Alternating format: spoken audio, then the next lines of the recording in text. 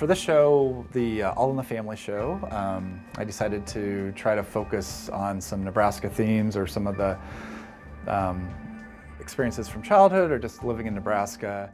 For Washington, D.C. based artist Matt Ciso, the journey back home to Nebraska has been a long and complicated one. This show is at a gallery in Lincoln, and the story that changed his life more than 40 years ago started just down the road. It was a warm summer afternoon next to a grass airstrip near his home just outside of Lincoln. He was 8 years old and playing with his friends.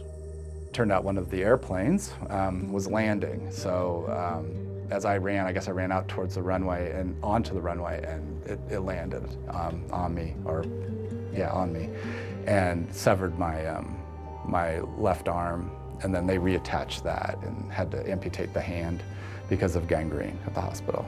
It was trauma Ciso learned to live with. His family and friends didn't treat him any differently. He played baseball and ran track in high school and was the football team's most valuable player. In a sense, it was kind of like that, I had to stick with it attitude, and I think that taught me a lot as well. As much as I hated practice and hated, I got to play football, it did a lot for me. After college, Ciso took a job as a computer programmer in Washington, D.C., far from his childhood in Nebraska. His painting started as an accident, a way for him to fit in with new friends who were artists and musicians. My painting came to me because I realized I'm not a good singer, and I can't play guitar, or at least couldn't very well. I'd have to play with my feet or something. But I realized that painting was a way to express that same kind of rising up, or that same kind of not so much rebellion, but almost I'm growing. I want to grow. I want others to hear what I think and what I believe, and maybe I have something to say. Ciso adopted an aggressive, almost obsessive style with sharp lines and bright colors. His work has been described as urban anger.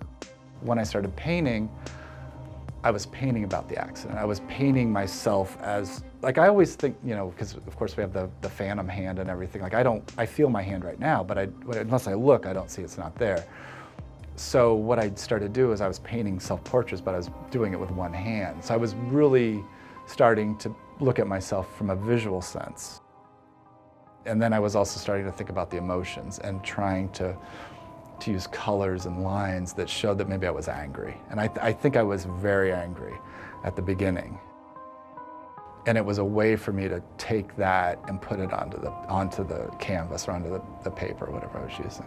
And it was very therapeutic, and it still is. Here's some of my icons here. Here's the severed hand that I lost. That deals with drinking, which I probably had some drinks while I did this. This is one of the rabbits. It's a bunny or an innocent character in a trauma cup.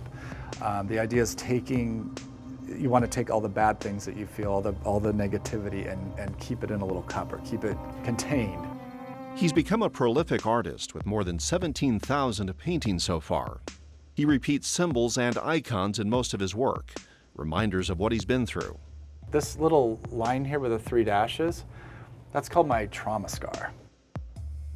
They had to go in and cut open and shorten the muscle, and that hurt more than getting hit by the airplane. He spends most of his days in his studio in Washington, D.C., and doesn't expect that to change anytime soon. There's still anger about what happened more than 40 years ago near Lincoln, but his work is evolving. I can paint, someone screaming, easily right now. But it's not me screaming anymore. It's more like, how would someone feel if this happened to them? Of course I'm human. I have bad days or stuff, but most of my days are good. A wide majority of my days are good. Ciso still thinks about his accident and about something that happened in the hospital afterward.